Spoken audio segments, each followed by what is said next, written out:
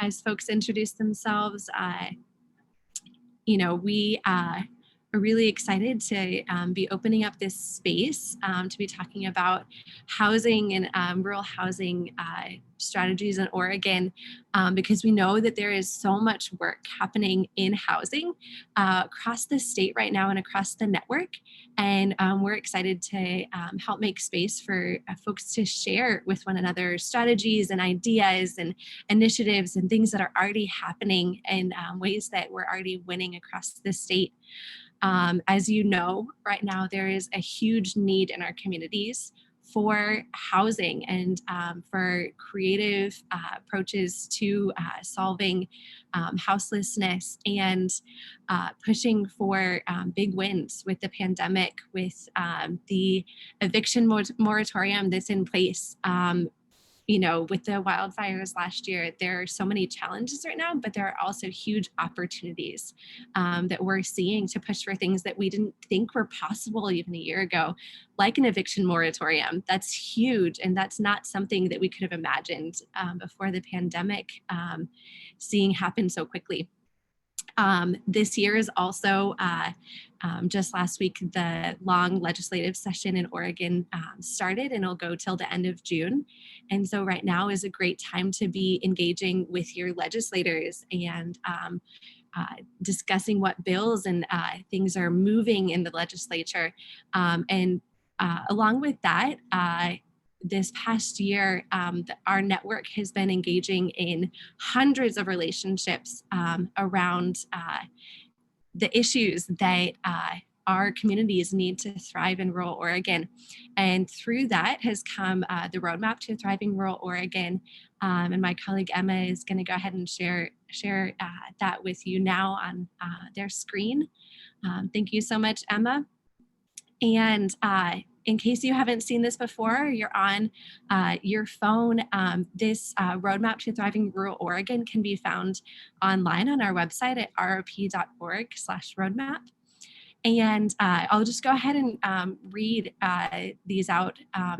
It's divided into categories, but we know that there's so much overlap between these issues. So it starts out, we are all essential.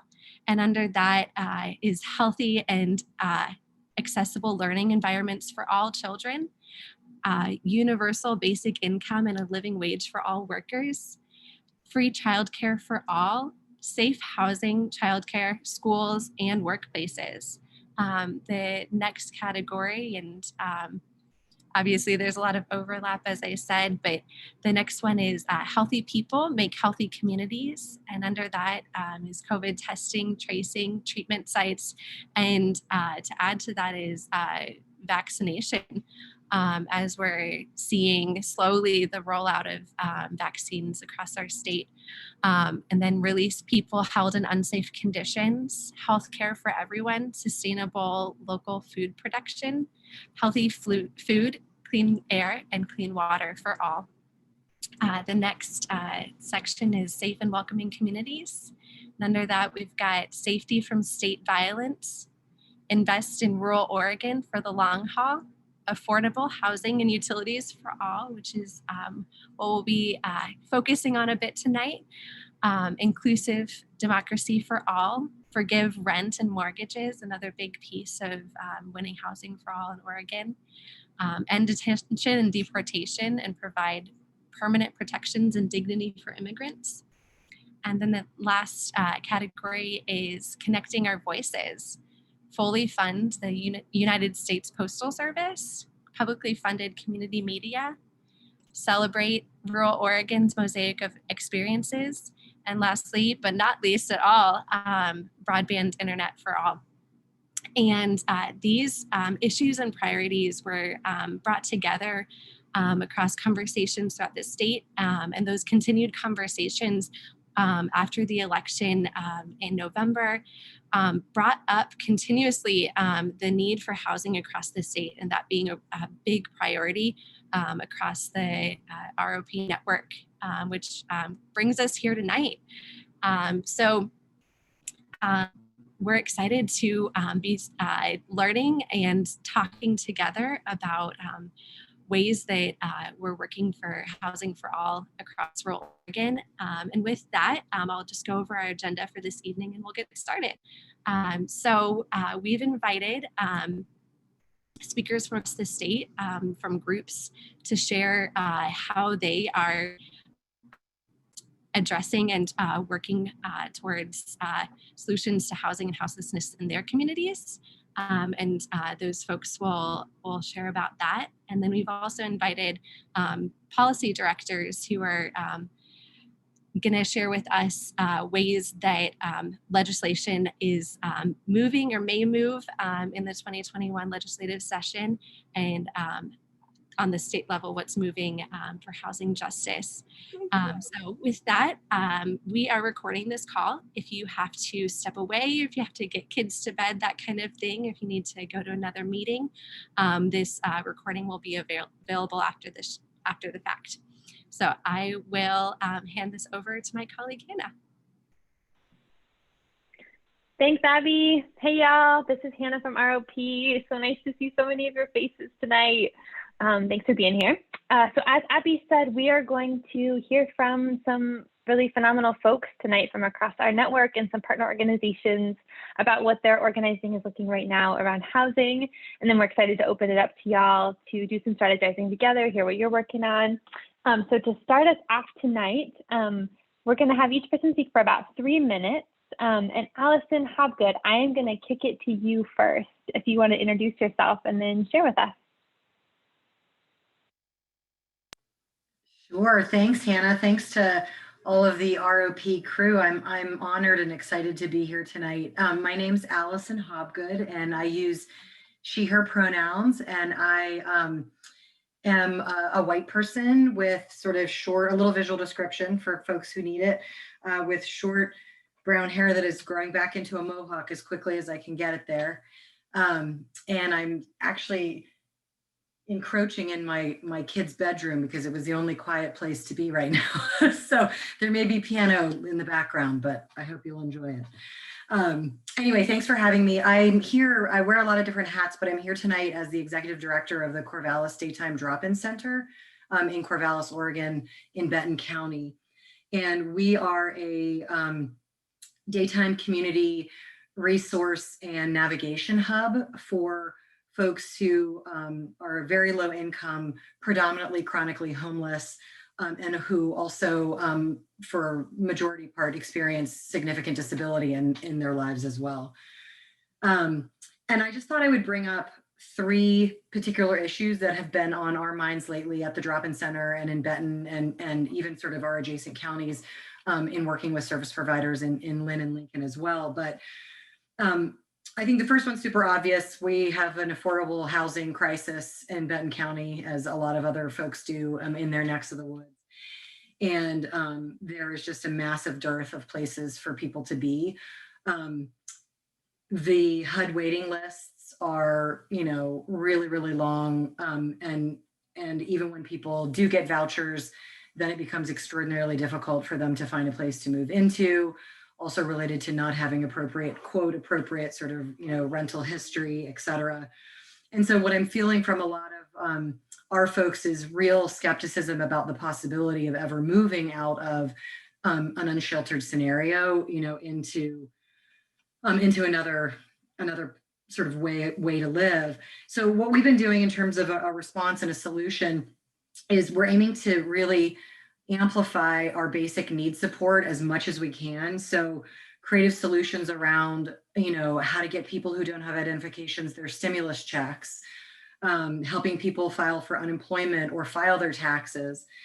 Lots of push to amp up access to technology. So we have some folks who've been helping out with like some phone support networks for people who, don't have a way to stay in contact with other folks, including their families. And then at the Drop-In Center in particular, we're trying to move forward slowly, but it's happening around kind of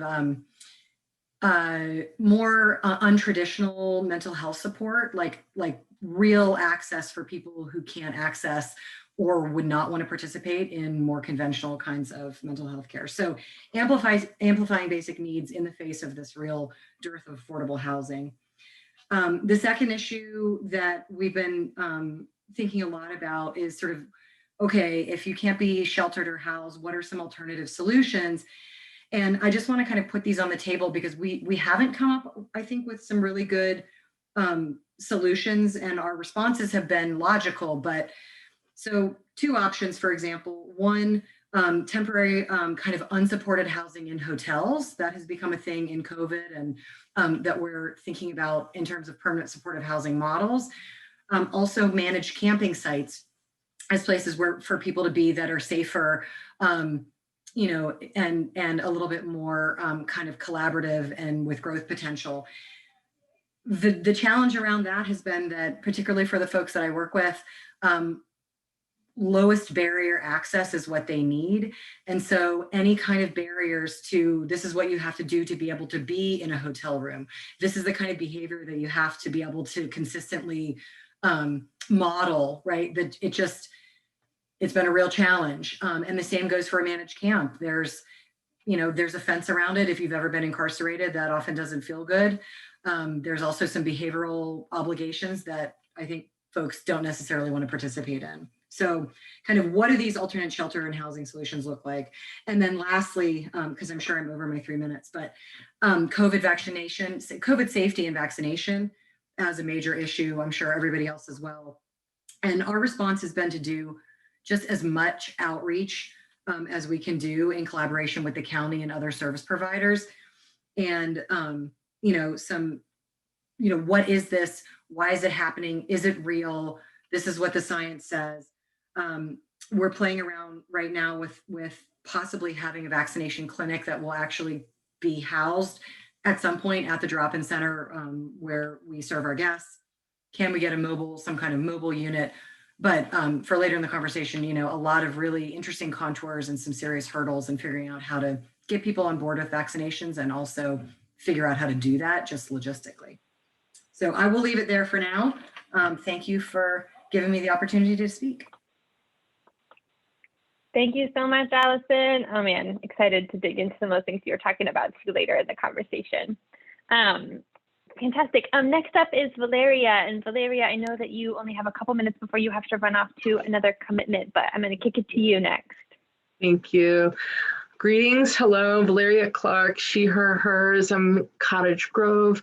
I come to you representing the Cottage Village Coalition, which is in the middle of morphing. We're going to have a new name eventually because we created what is called the Cottage Village Co-op. We put up 13 tiny houses on a slightly bigger than 1 acre property to address affordable housing.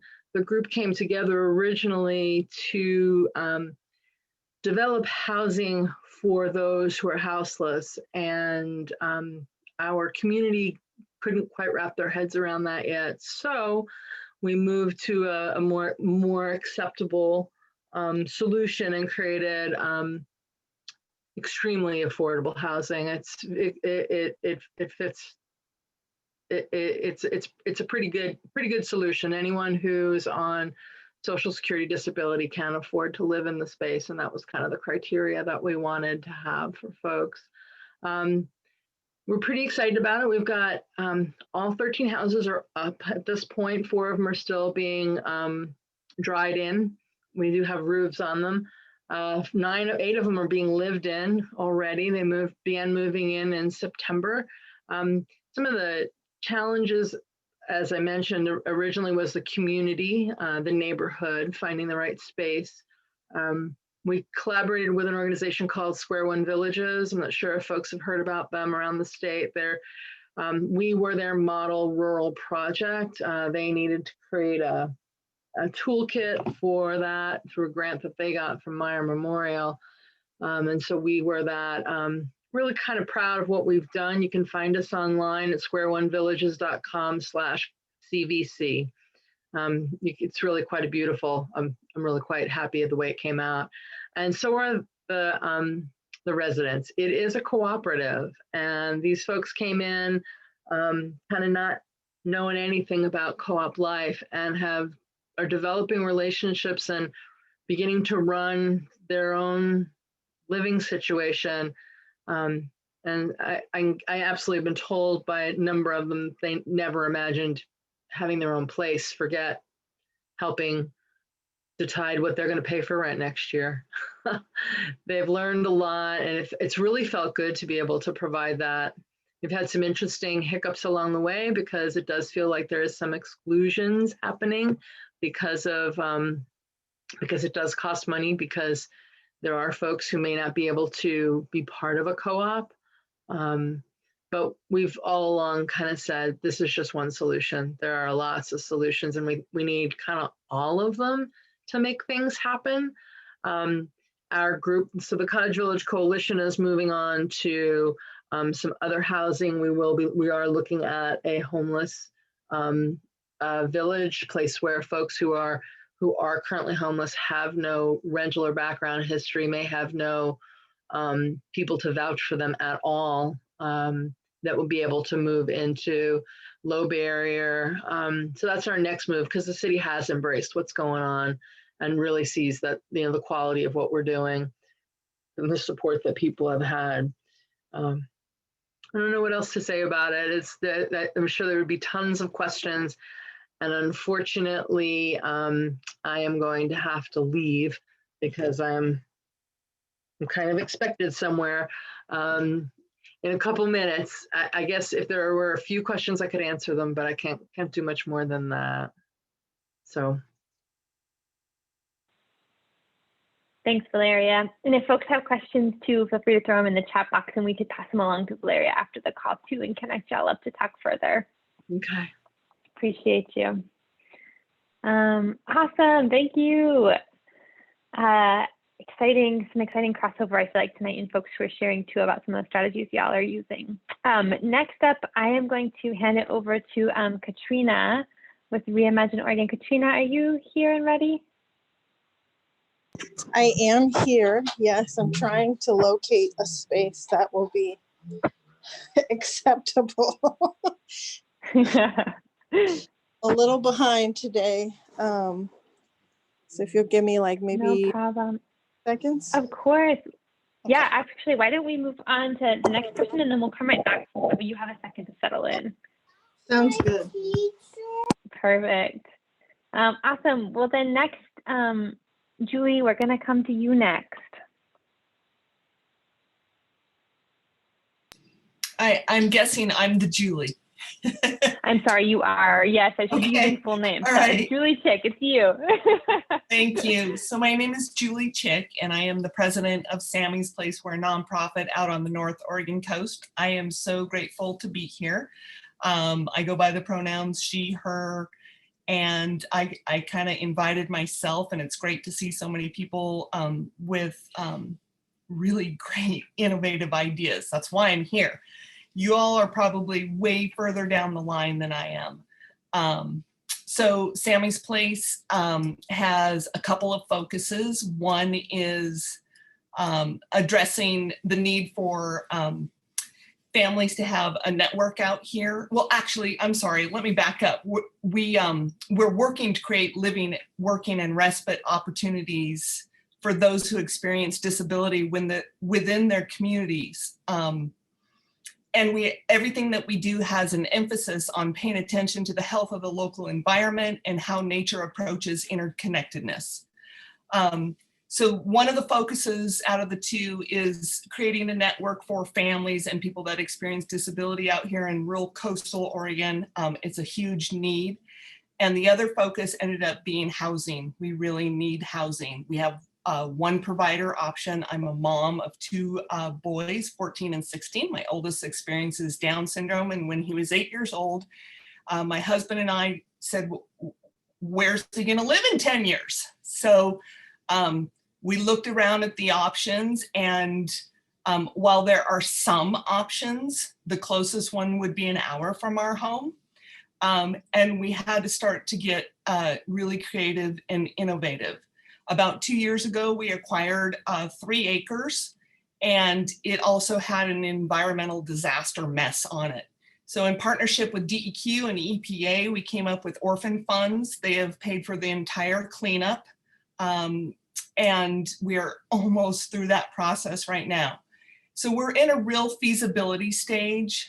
We're taking into account the piece of land, which has two perennial streams on it. It's got some old walnut and old, probably second growth up in the backside of it.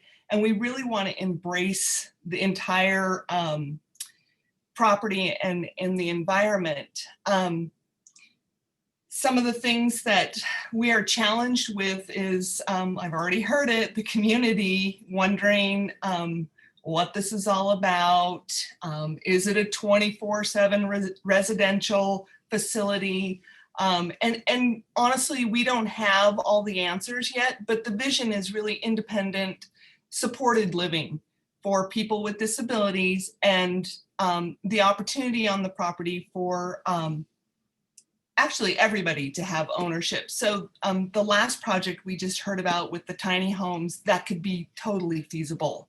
And we would like to retain a percentage and make sure they're all always in the disability community. And what that percentage is right now, we don't know. We don't know how many units will be there. What I have learned for all of you that are in affordable housing is this is a really complex arena, and I applaud every one of you. And I'm here to learn, and that's kind of the story out here on the coast right now. So like I said, we're new and we're headed that way. That's so exciting. Thank you, Julie. Appreciate you sharing that with us. Awesome. Katrina, how you doing? Are you in a place to share now? I am. Yeah, yes. sweet. Go for it. Well, I haven't quite figured out the kiddos, so forgive the noise in the background. 6 and 3, it is the witching hour. So I guarantee you, you will hear some grunts, you will hear some screams, you will hear some no's, you will hear some toys playing, all the good things. Right. I'm looking at Jess putting the party signal on. It's definitely a party over here. Well, thanks everybody for having me here. My name is Katrina. I am executive director of Join, but also I guess you could say I wouldn't call it a founder, co-convener of the Reimagine Oregon Project, which is a Black centered effort to try to begin dismantling racial injustice in Oregon. And my portion has focused a lot around trying to bring folks together, bring the elected officials together from multiple jurisdictions across the state, but primarily right now focused in the Portland metro area. There's a couple jurisdictions who are trying to join. And then as well as focusing on the housing aspect, because I've been in housing for quite some time, in property management and renters' rights, and then also in homeless services, which is where I'm currently at right now at Join.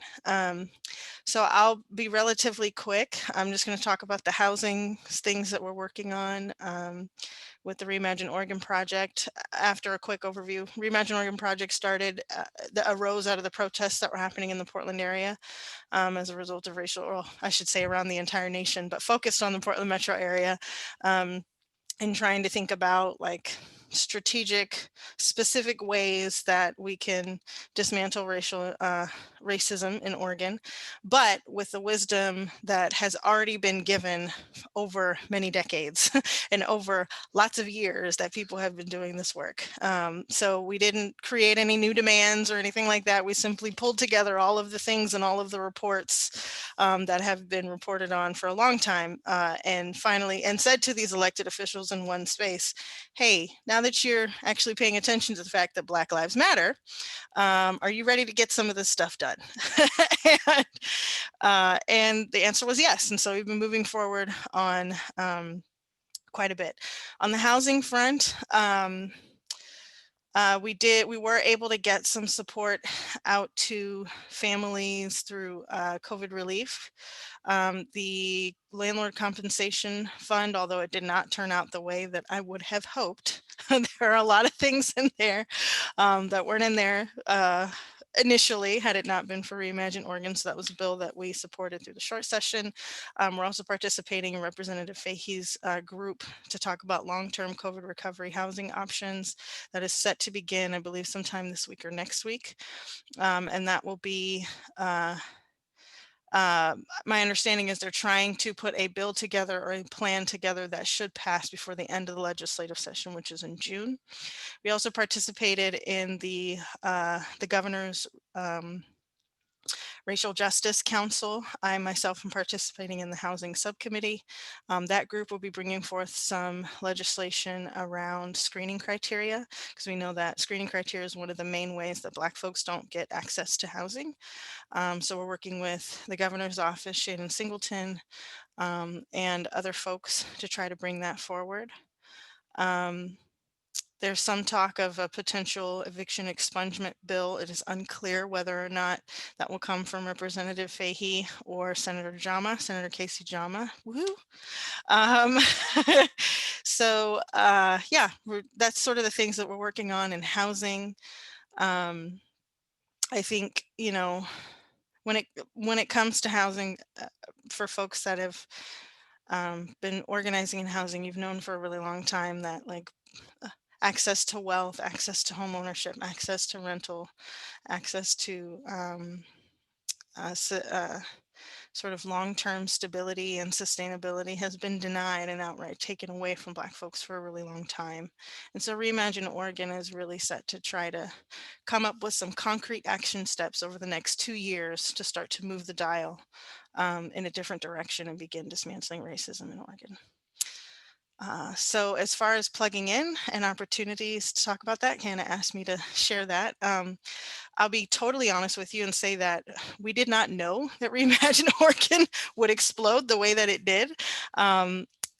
Within a week or so, we had over 3,000 requests to volunteer, get on the list, and participate in all these things. And you know, a lot of us are EDs of organizations or volunteers in some regard, or have a day job and are doing this as a volunteer thing. And so we're like, wow, that went a lot bigger than we anticipated.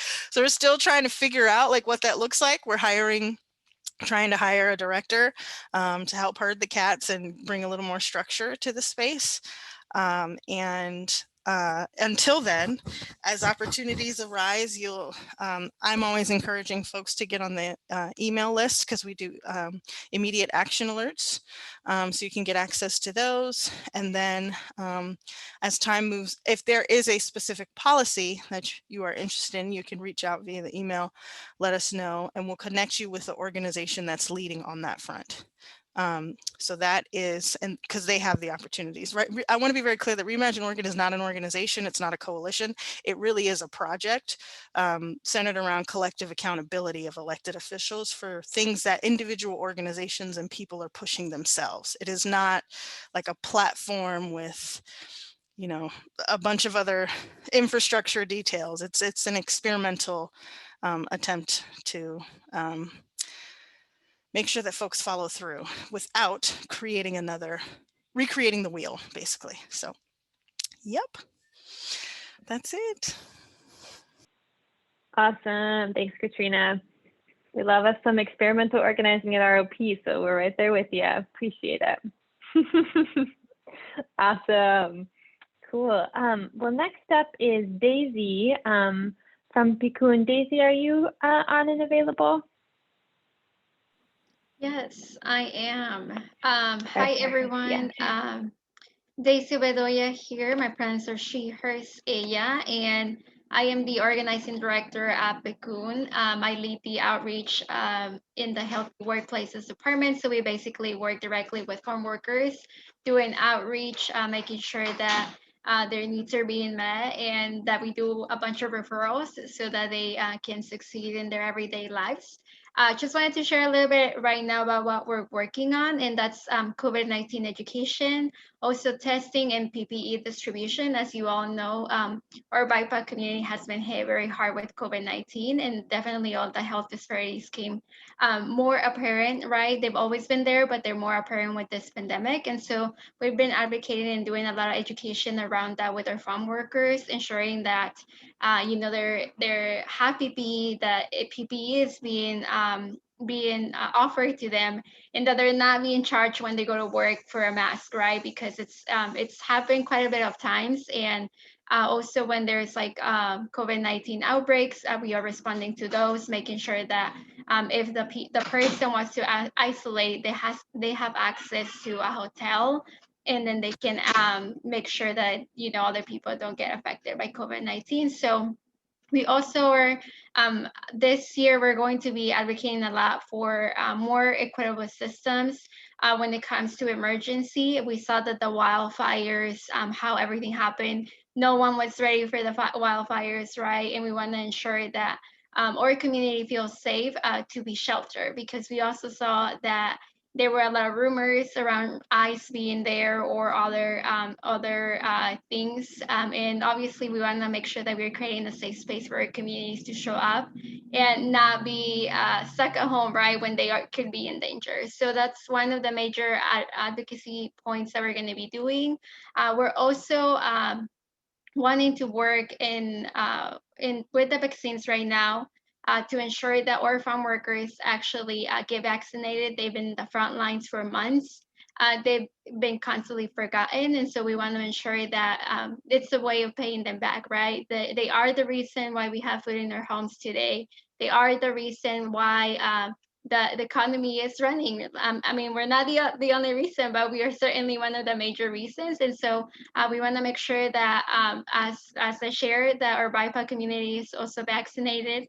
But not only that, but that they have the education that is needed, the advocacy that is needed, and that we are getting these vaccines in rural areas, and we are making it accessible so that folks who do not have a car can actually get vaccinated.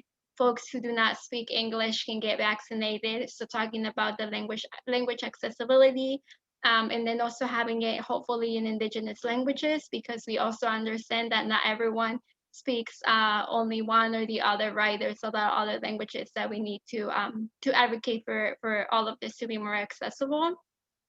One of the major things that you will be seeing in the legislature, we want to advocate for farm workers, and then really all of the systems that are put into place to have a better emergency response when it comes to either pandemics or when it comes to disasters. We saw that this last year, right, with having to advocate in the labor camps housing, because people were packing a bunch of farm workers in one room, and the amount that they charge is insane. They're charging a lot, and they were not really good. They're still not good conditions, right? And so we want to ensure that there's rules in place so that if this happens again, we can make sure that they are protected. And so that's one of the biggest things that you will be seeing. And really making sure that there is not only rules, but there's education, that they are being followed, and that the healthcare system also can help folks who don't necessarily have health insurance, and specifically when they are farm workers that probably don't have health insurance, and that's why we see a high rate of a lot of people who are being affected by COVID-19 at the moment. So those are some of the major points that we are working on. We have a lot of also a lot of other bills that we'll be working on, and you will see them as we get more into the legislature. But I'm going to share here in the chat our link for the organization in case you are more interested. So as you all probably know, we also do a lot of elections work. So we will be working in the Salem Kaiser School Board. So if you're interested and want to make sure that we have more representation there, please sign up for our email, and then also become a volunteer if you're available. We know that everything's happening in Zoom. So don't be scared. We wouldn't have to come in contact with anybody. And we're hoping that in the future, COVID is gone and we can all go knock doors and see you all and be able to really be in community. But right now, unfortunately, that's not happening. But if you ever want to volunteer with us, I have posted the link in there. And we are also working very closely in supporting our sister organization, FHDC, the Farm Worker Housing Development Corporation. So they're constantly advocating for more housing for farm workers and more affordable housing. So again, if you all want to check them out, it's FHDC, the Farm Worker Housing Development Corporation. Thank you. Awesome. Thank you, Daisy. Fantastic. Well, next up, we are kicking it to you, Allison M. Now we got two Allisons that we're sharing tonight, but I guess one's already gone, so it's probably obvious that it's not you. Thanks, Allison. You. Thanks for having me. My name is Allison McIntosh. I use she, her pronouns, and I work for the Oregon Housing Alliance. The Housing Alliance is a coalition of about 90 organizations, and we're a legislative advocacy coalition. So every year we get together and we work on an agenda and we take it to Salem to try to pass there. And we're founded with the belief that every Oregonian deserves a safe, stable, and affordable place to call home. We work on supporting organizations. So the Housing Alliance itself is a coalition, right? So we don't do any direct service ourselves, but are made up of housing providers, service providers, local jurisdictions, and other folks that care about this issue. So trying to increase resources to prevent and end homelessness, trying to pass policies that provide protection to folks who rent their homes, increasing resources to build more safe, stable, and affordable housing in our communities, and increasing access to homeownership all over our state. So I will talk just a bit about, we have a very long list of things that we want to see done this session, but I will talk about a few of them, and then I'll put a document in the chat when I'm done that has maybe a few more that I thought maybe there was a specific connection to rural communities or something that you all might be interested in. And I sent Monica the whole nerdy list, so if you really want to see it, you can get it from her. I think, as Katrina mentioned, we really need to make sure that folks are protected from housing instability in this time of COVID. And so the legislature did pass an eviction moratorium in December, along with rent assistance. The rent assistance is about to open up from Oregon Housing and Community Services, but we also need to make sure that folks just don't get evicted in July. And some of that, like Katrina said, the hope is that there's a bill that comes forward that is passed before the end of session. I finally have learned that I'm not going to try to predict where we're going to be in this pandemic in July. And so we really need to put in place protections for folks so that they, maybe they need access to mediation, maybe they need access to legal assistance or more rent assistance or some additional protections, whether it's expungement like Katrina talked about, but we really need to kind of wait and see what the circumstances are. And so all of your good input as we go will be really important. Also, the legislature did not, unfortunately, extend the foreclosure moratorium. We had a foreclosure moratorium in effect from June until December. There is still a federal foreclosure moratorium in effect. It covers about 70% of homeowners, but that leaves about 30% of folks at risk of foreclosure, and really don't want to see another foreclosure crisis come because of COVID. And so we're urging the legislature to pass a foreclosure moratorium to protect folks and keep folks in their home. I wanted to highlight two other things that I think are really important in this discussion.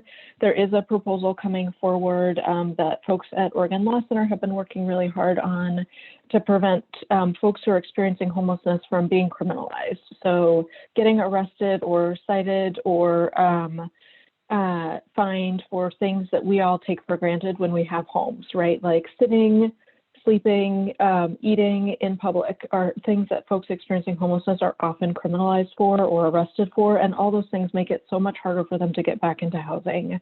And so there's a bill coming forward that will prevent local jurisdictions from doing that, and it will try to codify some of the decisions.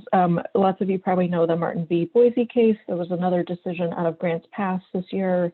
So we'll try to codify those protections for folks experiencing homelessness. And then I'm sure Brian will talk about it, but we always advocate for more safe, stable, and affordable housing. And there's a program that the legislature has funded over the last couple of years called the Local Innovation and Fast Track Housing Program. It has a preference for both rural communities and communities of color. That's what developers are supposed to be building when they apply for those funds. So I would highlight those. I'll put some more in the chat. And then the last thing that I would say is I am super excited that the legislature is trying to figure out how to take testimony by video and by phone, because it is really hard to go to Salem for 15 minutes or 3 minutes of testimony, even worse. And so they have tried to make it really easy. You can sign up to get notifications of committees that you're interested in. There's a sign up for every committee hearing. You can sign up until the committee hearing starts to testify on particular bills. They're using Microsoft Teams, but you can also join by phone. They give you either option. And legislators are meeting people by Zoom or by video chat or by phone. And so this is something that I really hope continues after the pandemic. And I hope you all get a chance to make your voices heard during this session, because it's kind of refreshing not to have to drive to Salem for 3 minutes of testimony. So thank you all for letting me come join you tonight. It's nice to see so many familiar faces. Awesome. Thank you, Allison. Appreciate that. And I just want to also add too, for folks that are listening in, if this is your first time organizing around a legislative session too, and you want to dig in with your group and you're not sure where to start, please holler at your ROP organizer or at me. I'm Hannah at rop.org, and I can connect you up with the right organizer on our staff team too, to talk through where to start and what do you want to work on, and or also if you're trying to figure out solutions locally at any time too. So holler at us. Always happy to help you figure out how to dig in.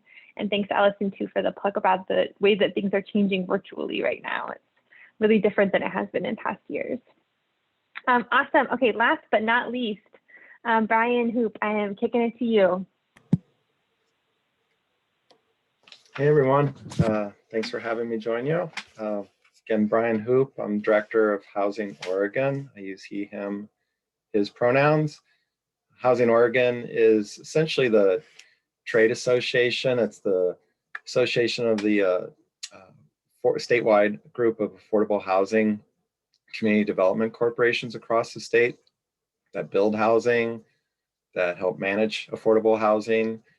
And so CDC's, community development corporations, are essentially a nonprofit organization that can offer a wide range of economic development and affordable housing type construction projects.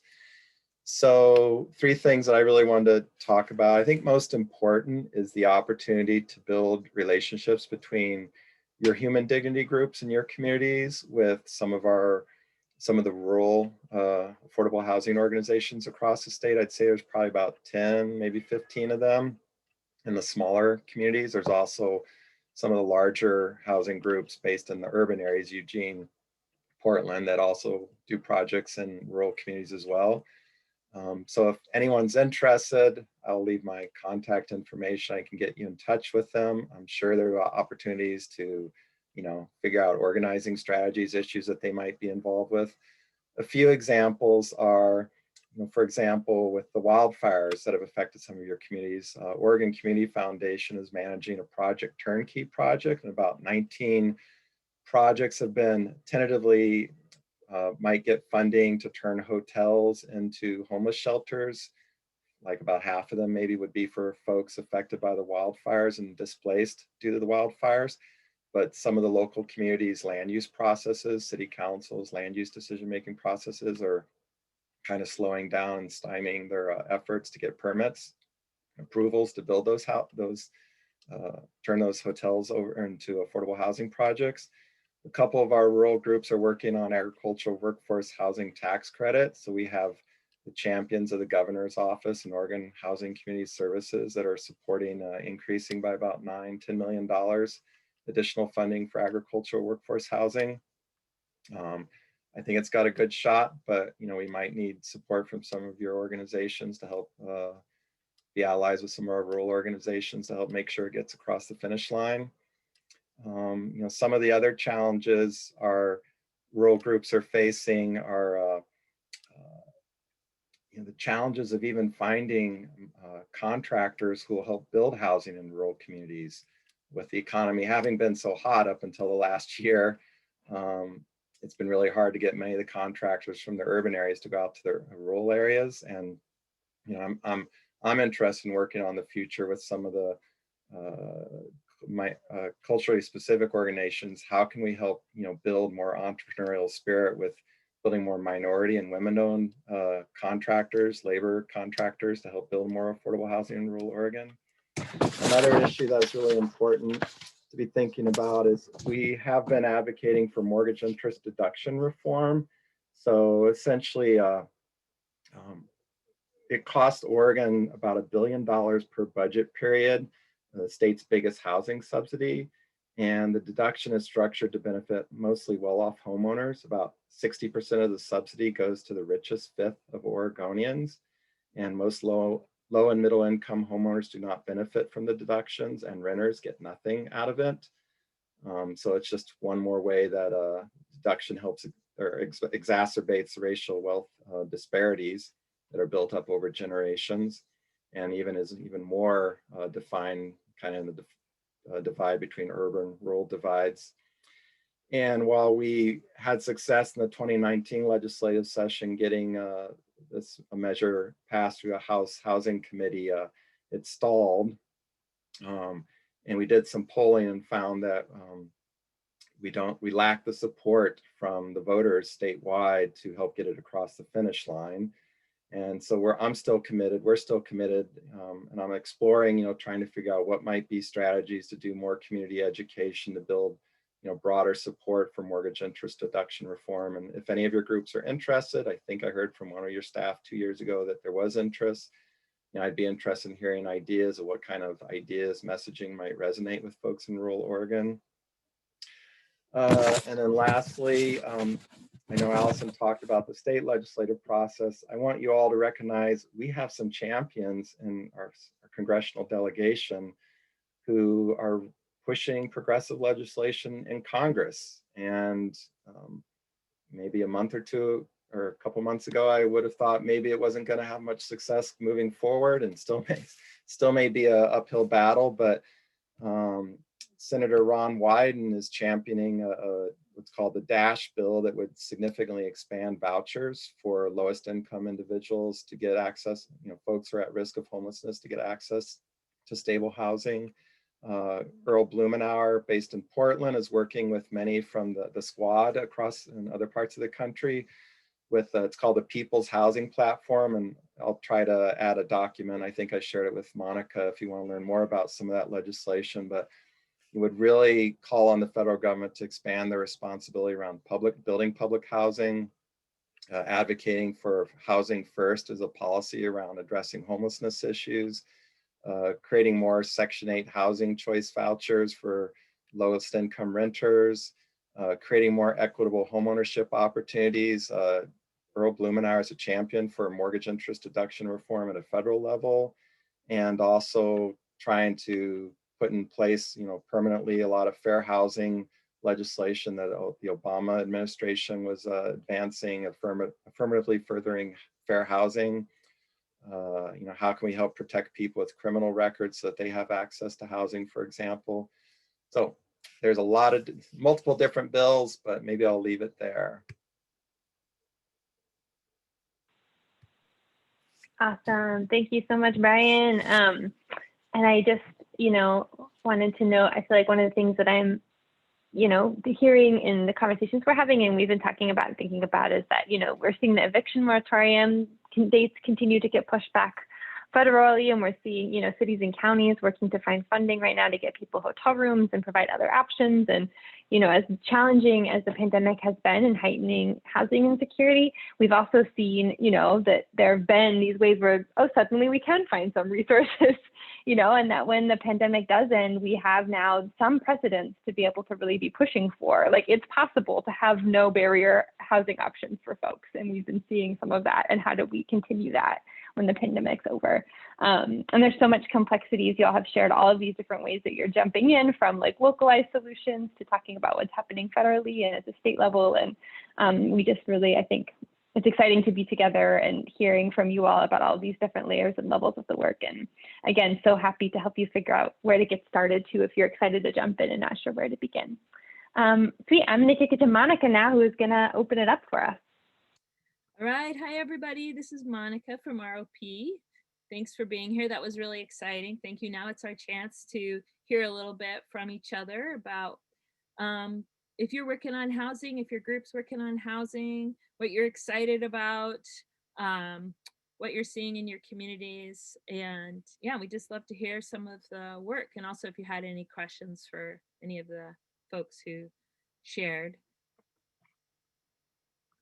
And also just make sure we have time for everybody. So maybe keep your question or your talk just kind of brief a little bit, or think about that. So thank you, everyone. Who wants to jump in? What are y'all working on? I'll jump in. Yeah. This is Mike, he, him from Portland. I have been doing some work. I've been doing housing justice work since 2012 in various ways. I'm just going to really underline what Brian just said. I've been doing some work with People's Action nationally, and they're really trying to lift up the People's Housing Initiative federally. They just had a fantastic town hall with Jamal Bowman. So there's a lot happening nationally, and I think it's not a hard lift for local groups to really get on, communicate very strongly in favor of the drive in Washington, because it's going to take everything to even get it rolling. The other thing that Brian mentioned that I've been involved in calls with, I'm a member of the Democratic Socialists Portland, and we did a conference call with Oregon Center for Public Policy around the mortgage deduction. And yes, it's something that has some support in the legislature, and we really need to push that one. One of the things I also do in my other life is I do a lot of plumbing type work. And when you have a disaster and there's water running all over your house, you can be really good at moving buckets, but unless you stop that source of that water, you are just gonna work all night and you're not gonna get anywhere. Mortgage rate deduction is a way to underlie a housing market that is just pricing people out, and yes, and it's completely based on a racist housing policy that's gone on at least since the New Deal. And furthermore, there's $1 billion on the table that we can use, that people can use for housing programs. So we should really fight for that. And the way to do that, I mean, I'm all for testifying in Salem, and that's great. I think when you go door to door and talk to renters about rent issues, they will talk to you. It is a door opener. If you can couch it in a way that affects their problem, because there are hundreds of thousands of people in Oregon right now who are just barely clinging to their homes. And of course, there's again, thousands of folks who were unable to do that. So grassroots organizing is where it's at on this stuff. Advocates are really important. They show us the way, but without a grassroots movement, nothing's gonna happen. And that's all I got to say. Thanks. Thanks, Mike. Yeah, and I wanted to also just mention that the the mortgage deduction money used to go to more to the most 0 to 30%, which is the folks who need it the most. And the Western Regional Advocacy Project has documented the massive divestment from affordable housing that has happened over the last 30 years. So it used to go to the right places. So we have that as well. Thank you. What are folks working on? What are you excited about? And also if you're seeing any, any challenges or what you're facing. Hi, it's George Beverly. I'm from Blue River. Hi, George. I have a question and a comment. So my question is we have been affected by the wildfires completely. So Blue River was completely just wiped off the map. Now we have the county, Lane County, has recoded our region as a flood zone. And so now we're having problems with individuals being able to rebuild on their house. On top of that, there's a land grab pretty much. So they're trying to kick the low income people out or the renters out and not letting them move back up. And so it's going to reconfigure what our town used to be to another different looking place. So that's my question. How can we work with organizations like this and other organizations to help fight and legislate for renters or new renters and low income people to move back up there, because they want to come home, but they can't because of all these different policies. The second thing is and I wish I would have remembered his name who just spoke. He talked about it being a racial problem. I'm a Black man, if you don't know. So the question is every time we talk about anything dealing with policy or anything we deal about societal issues, and Black people bring up race, the first thing they say, why are we talking about race? Why is it a race issue?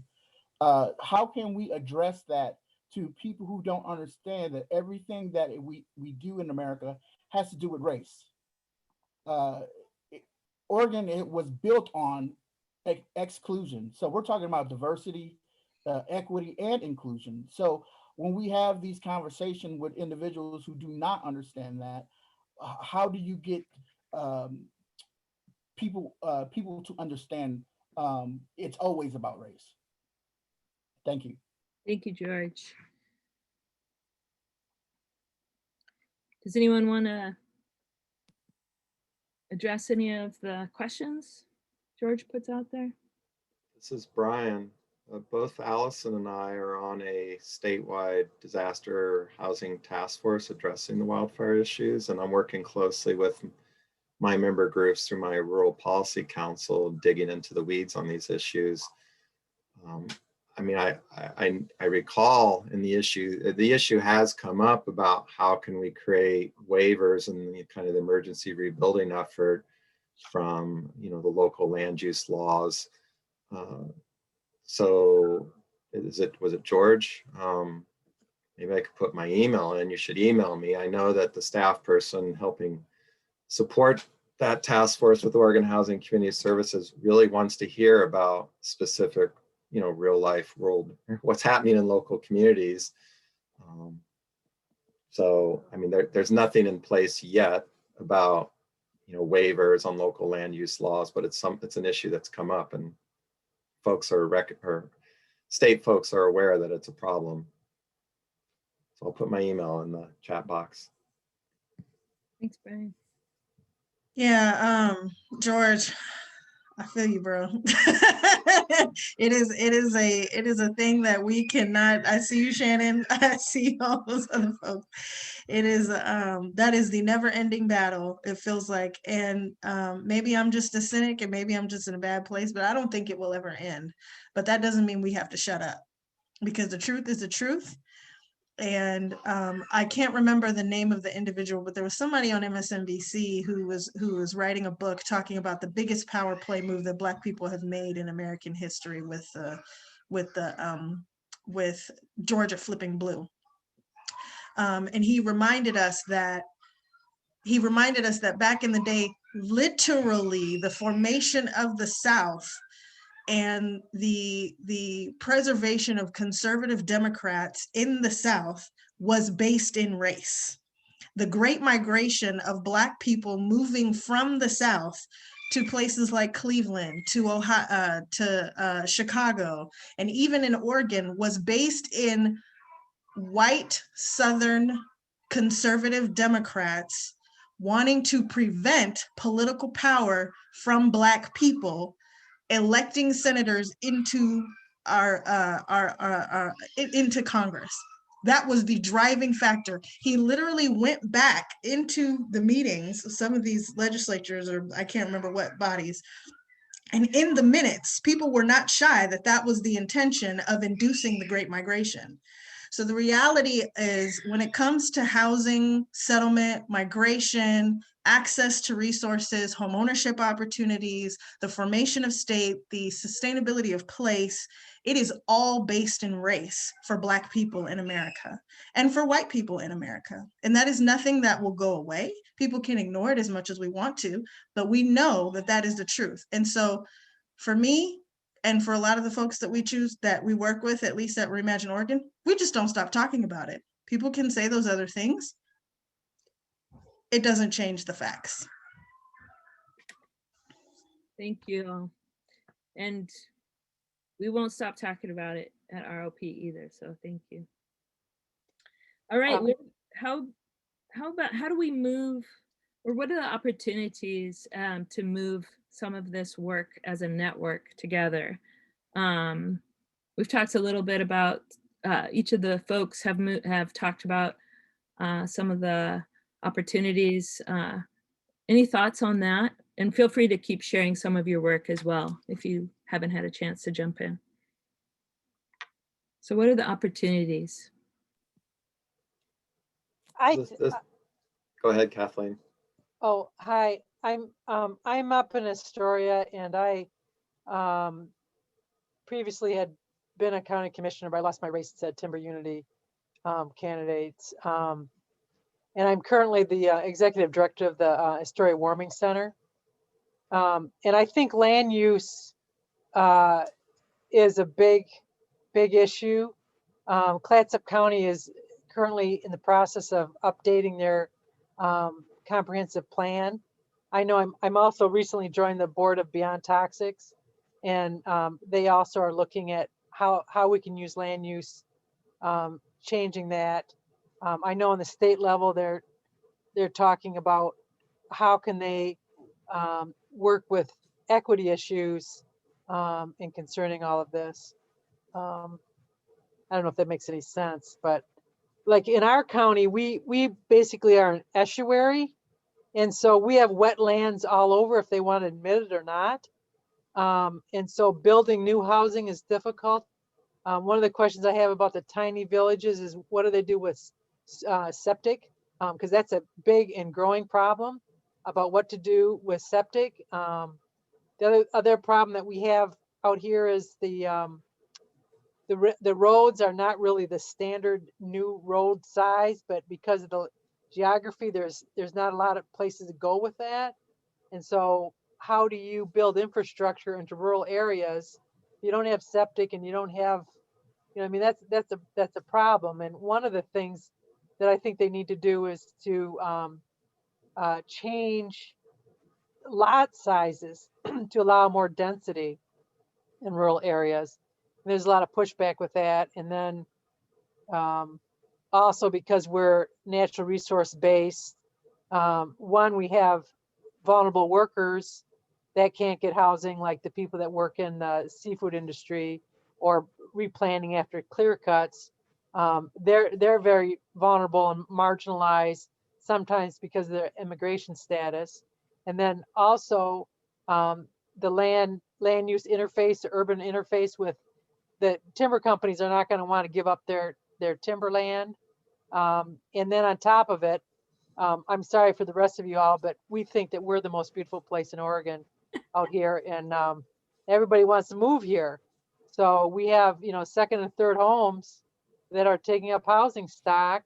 That's a real big problem. I mean, hospitality is a big industry out here, but And a 1-bedroom apartment can go for $1,500.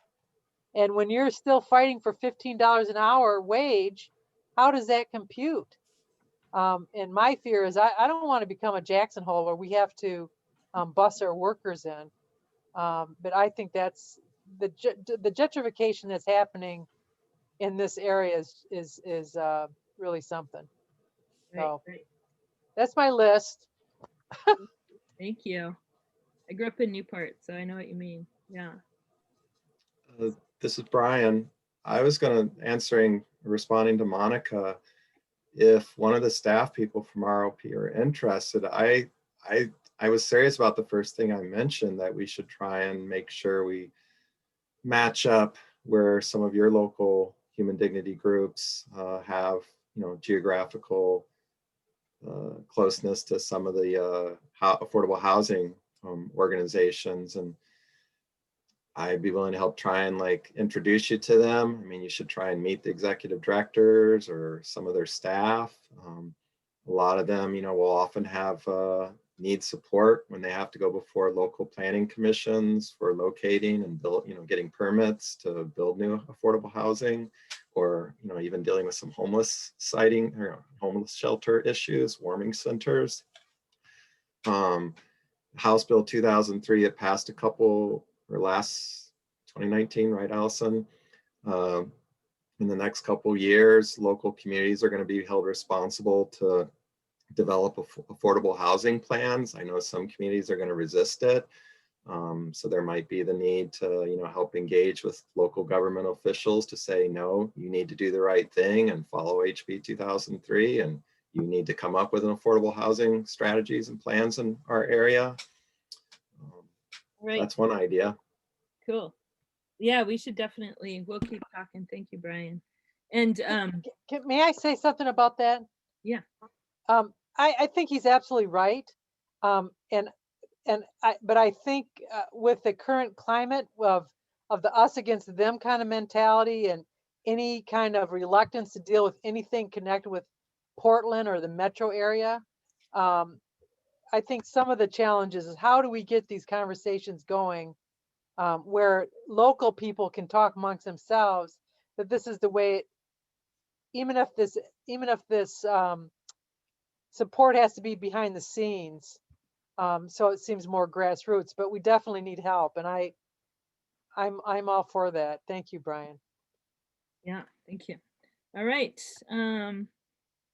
What else is going on? Anything else folks want to share or talk about happening in their community around housing?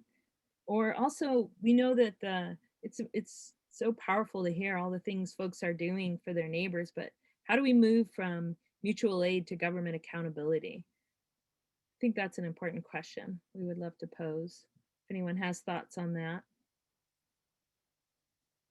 How do we put that pressure on?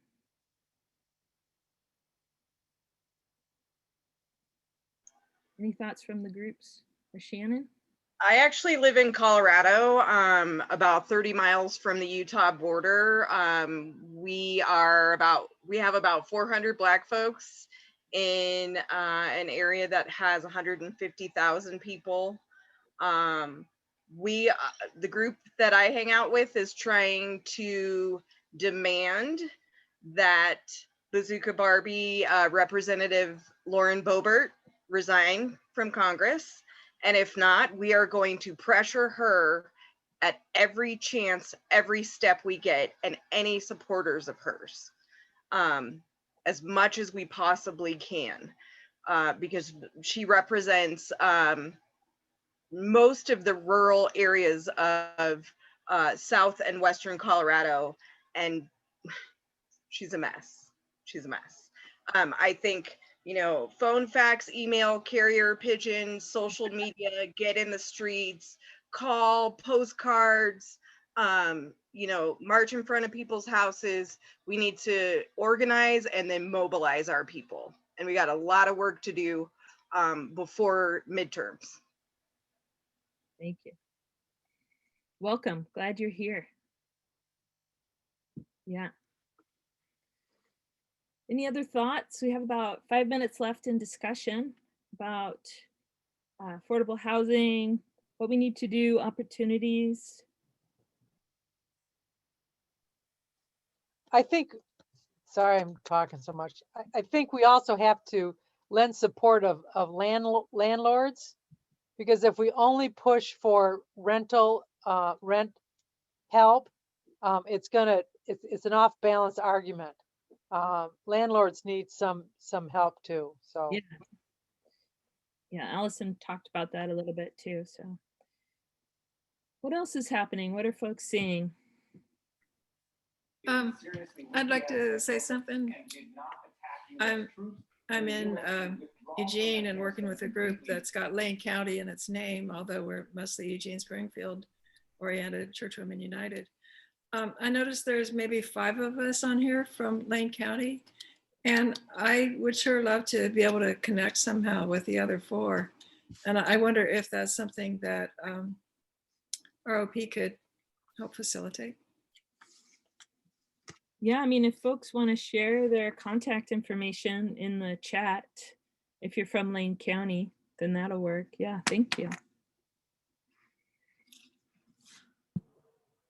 This is Brian again. I mean, for those who are in the Lane County area, I don't know how much you're connected to Eugene or if it's more rural Lane County communities, but I'm interested in the coming years to explore, maybe if folks in Bend or the Eugene area want to advance affordable housing construction bond measures like that have passed in Portland and the Portland metro area, or even homeless service measures. So that's I know there's a group that's emerging, having discussions in Eugene about whether there's the political willpower to try and, create an affordable housing construction measure there. All right, we can just while we finish off, thanks, Brian. I just want to make sure we're centering the rural folks as well. So thank you. We'll get people connected. Anybody from the group, the rural areas and groups want to talk? What's happening? I'm from Florence, and one of our barriers is the only entity that would have the power to issue bonds or do anything creative for financing is the Urban Renewal Agency, which was formed to benefit business, which has only taken on projects that are for business. Its map of the area within which it operates is all business related, although it does bring in some land that could be used for affordable housing. But there's no ability, I think, on the board, there's no understanding that about bonds, that just to be confronted with that is so beyond them, and that they think they would look stupid if they took something on that they know nothing about and tried to make decisions about. That it's just off the table. It's just literally off the table, and I don't know how to overcome that. Right. Yeah. Any thoughts from the rural areas on that? I know the business improvement districts have had a big role in the criminalization of houseless folks. So yeah. Any thoughts or any other thoughts while we wrap up from any of the rural areas? Thanks for jumping in there.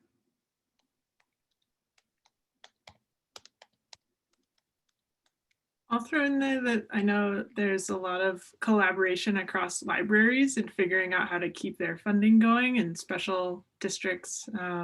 So I think there's definitely a possibility, particularly if that board is interested in learning, in getting them connected to other rural community groups that are doing that work. And I was just talking to someone in Malheur County that's doing a lot of work around that and getting funding for affordable housing in Malheur and Harney counties. So we might be able to do some brainstorming with you offline and figure out someone that is from a similar sized community where we could do that brainstorming with that group.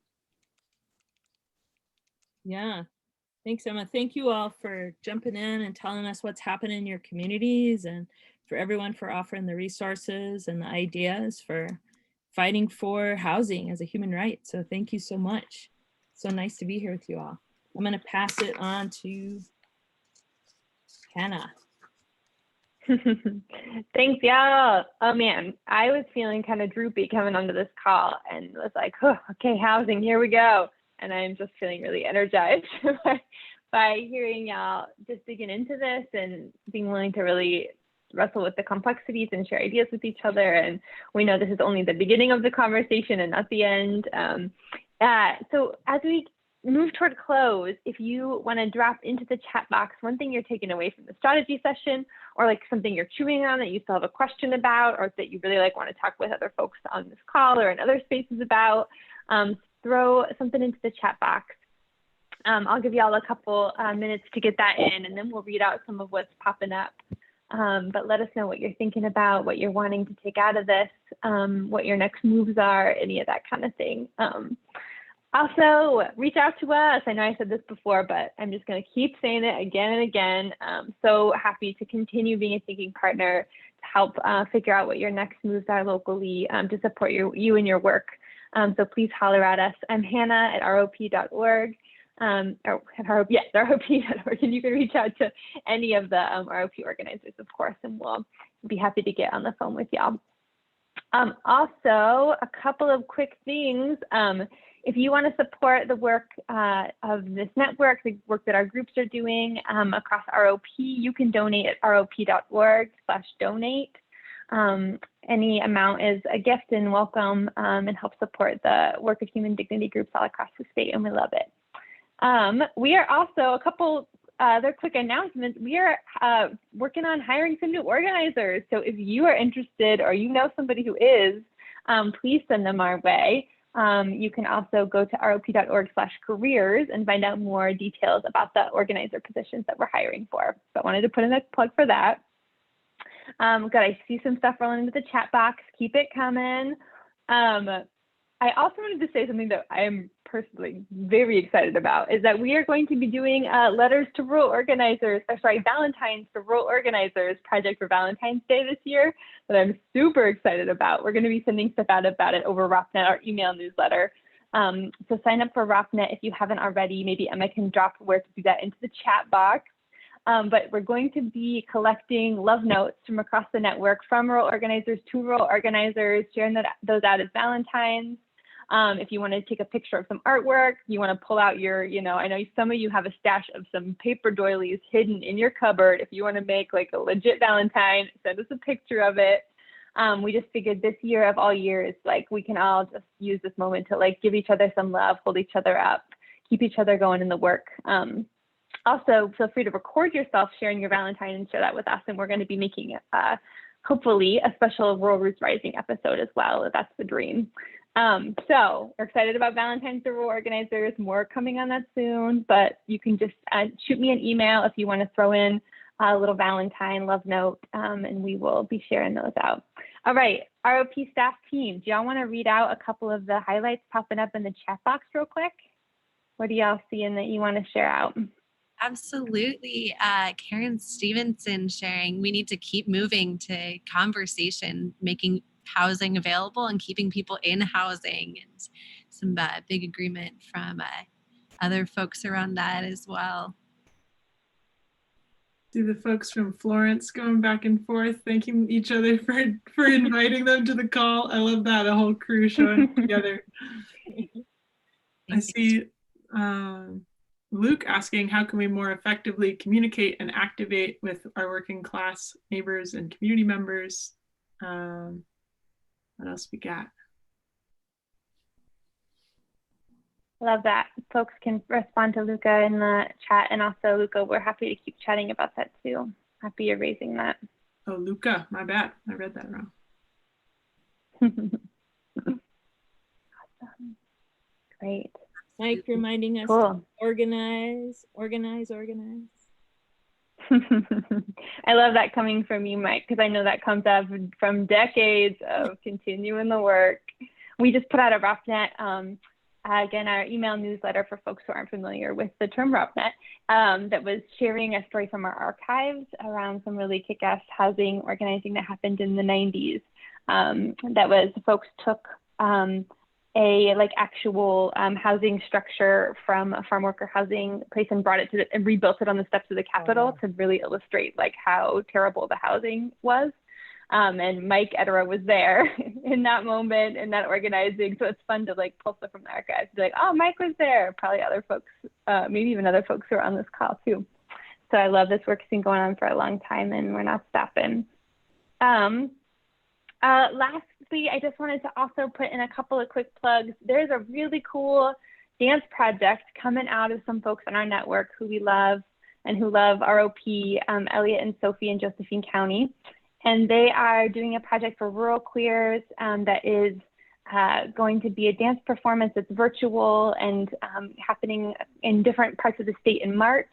So if you want to submit a story, they're taking calls for submissions for stories about a song that's been meaningful to you, and they're going to choreograph dances to those songs. So they're looking for stories. They're going to pay folks $100 for stories that are accepted. And then if you want to be a dancer, they're also looking for dancers, and it will be paid work as well. And you don't have to have experience. So if you're someone who identifies as a rural queer, you can head to beyondboomandbust.com, and Emma can throw that in the chat box.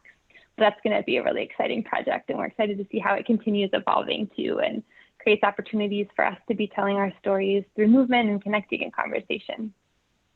And we have 2 more strategy sessions coming up that are already scheduled, and of course more after that. But the next 2 that are scheduled, coming up on Wednesday, February 10th, is Building Rural Communities Safe from State Violence. That's at 6:30 p.m.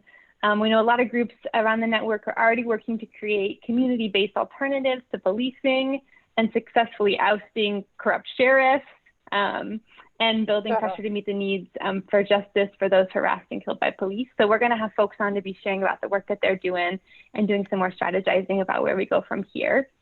And then the next one up after that is Tuesday, February 23rd, also at 6:30 p.m. And that one's better broadband, basically. And that one's about, the struggles that we're having, particularly in the pandemic, accessing broadband because of ridiculously high prices and the lack of physical infrastructure in rural communities, and then ways that folks are working to push local and state governments toward actually accessible broadband internet, and some grassroots efforts and how we can gain traction there. So we're really excited about those. We'd love to have you all with us. If you're working on any of those things and want to share on the calls too, please reach out to us. We'd love to hear what you're working on in preparation too for those calls as well. Awesome. We will be sending out the recording of this. Y'all have been dropping in like so many links to the chat box, so many resources to share. So we'll throw out some of that as well to you all in the follow-up email too. And again, if you haven't signed up for our email newsletter, get on that list, and that's where you can get some more details too about the upcoming strategy sessions, as well as other things happening across the network. And Emma can throw in the chat box if she hasn't already. I'm not keeping up with it right now. rop.org/strategy session is where you can go to sign up for the other strategy sessions coming up. So y'all are amazing, blown away every time we're together. Thank you so much for being here tonight.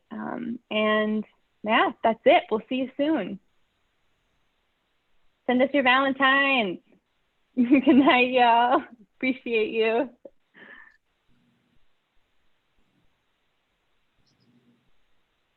Bye, everybody. Thank you.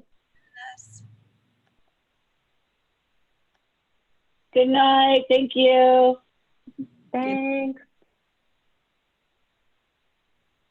Night,